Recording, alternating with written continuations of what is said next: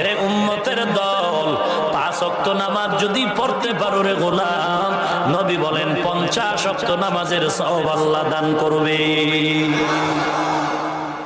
এশার নামাজ বা জামাত আদায় করে যদি কেউ ঘুমায়, আবার ঘুম থেকে উঠে যদি ফজরের নামাজ আদায় করে নাও, সারা রাত ঘুমানোটাও ইবাদতের পাল্লায় দেওয়া হবে।